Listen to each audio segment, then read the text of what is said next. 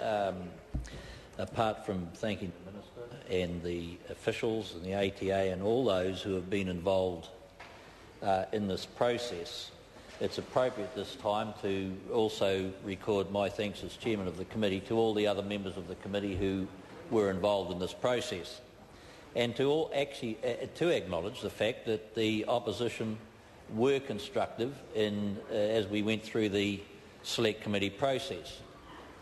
The major opposition party and the minor parties involved were all helpful as we went through what was a challenging process of hearing the people of Auckland.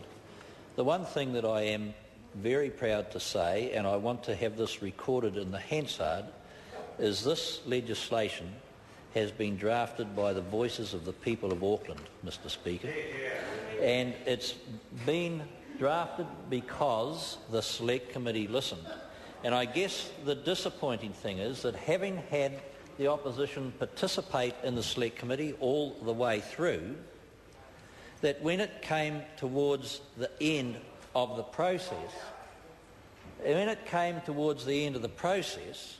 it then started getting complicated because it became quite technical and there were some significant changes, and they were made at quite a rapid speed, Mr. Speaker, and unfortunately it certainly went over the heads of the likes of Mr. Twyford, who just doesn't seem to have understood what the end result is.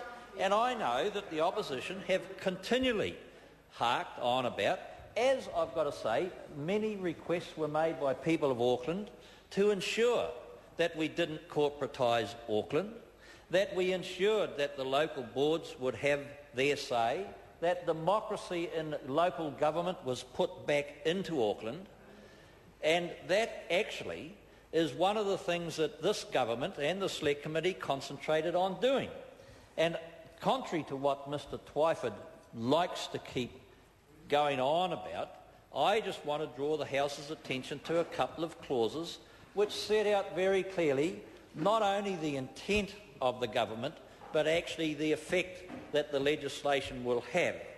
And I want to draw people's attention to page 107 of the bill that's before the House, clause 75AA, and it sets out there very clearly the powers that the Auckland Council will have over the CCOs, the council-controlled organisations. This legislation gives this council more authority over CCOs than any other local authority in New Zealand. It actually specifies things that they have to do that other local authorities don't. It certainly says that the council has control of what they think the CCOs will do. Indeed, it's so specific, Mr. Speaker, that it actually sets out, Mr. Chairman, that it sets out the policy and basically says to the CCOs, you will administer this. You, the CCOs, will administer the council policy. And it even goes further to say, and by the way, at any time that we're unhappy with what you're doing, we're going to dismiss all the directors and pull you back to be a committee of council. Now, I've got to say, what other authority could we have given the Auckland Council than that? If they don't like the CCOs, with the exception of the Transport Authority, the only one that we've kept in law, and water until 2014 or 15, the fact is that the CCOs can disappear from day one if that's the wish of the Council.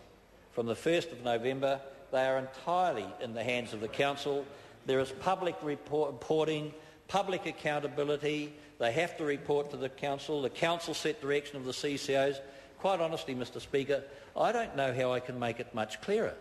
We have tried, we have seriously tried and actually achieved in the Select Committee to ensure that the Auckland Council is in control of the CCOs. That's what Aucklanders wanted.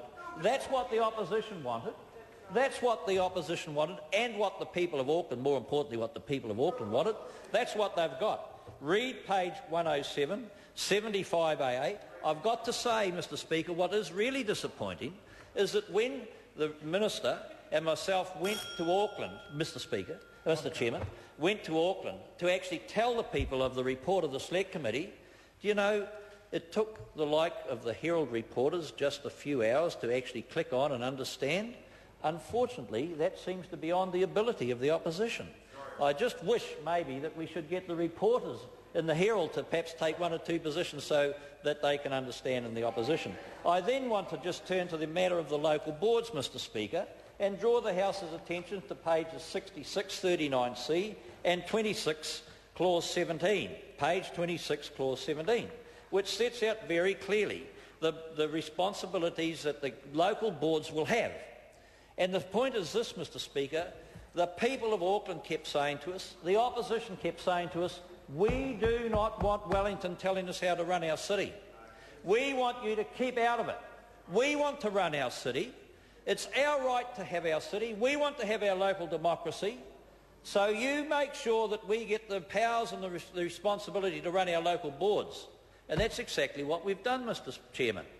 We have given the responsibility to the local boards, and Mr Speaker, we've done it for this reason the way we have. We've done it in principle and then said, because quite honestly, if you've just heard the contribution from the members of the opposition, and I include myself in this, Mr Speaker, we didn't have the skills or the knowledge to know of every function that every particular board would have. No, of course, you're quite right. And neither does the member who just interjected. He doesn't know. Well, the member claims he knows every function of every board, that there will be the 21 boards in every function. Well, hold on, that's what you believe you do or not? No, he never said that. Right. The fact is he doesn't, Mr Speaker, and the fact is I don't, and no one on this side would claim to. There is no one in Auckland that actually knows every function. That's why we had to have a team of people to work out what the functions were. The Select Committee didn't have the time or the resources. The fact is that we've got a group of people out there doing the work, and they're going to specify them, and those will become the functions of the local boards. And they're set down here then in concrete and can't be moved unless there's agreement between the council and the local board. Now, how more specific? You know, they keep saying to us, don't you dare tell us what to do. From Wellington, we want to do it ourselves, and yet the opposition is saying we should have prescribed it in the bill. Well, you actually can't have it both ways, Mr Chairman. It's either we prescribe it, and quite honestly we didn't have the ability or the resources to, or alternatively we give that responsibility to Aucklanders, and that's what we've done. We have put the local back into local government. We have put the local back into the local boards. We have given them the funding to do the job. We want the local people to actually control their own destiny, and that's exactly what's going to happen through this legislation, Mr Speaker, and I'm proud of this legislation that this government's dishing up, because it's exactly what the people of Auckland asked for, and I tell you what, it's going to work because it's a great piece of legislation that's going to set the future for Auckland and, as a consequence, for the rest of New Zealand.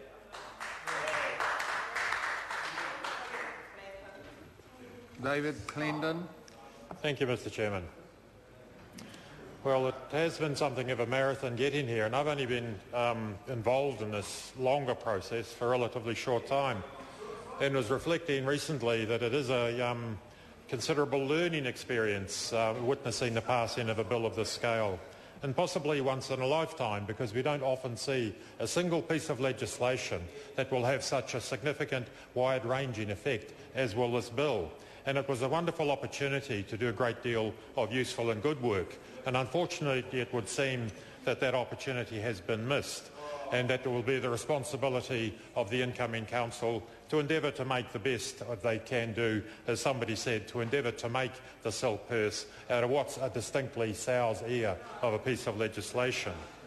Having said that, it is true, and it's been commented on already, that the bill came out of the Select Committee a much better bill than it went in, and I believe that that was the direct result of those many hundreds of people who submitted in person, the thousands of people who submitted by in print, email, however it might be, and just the sheer scale and scope of the opposition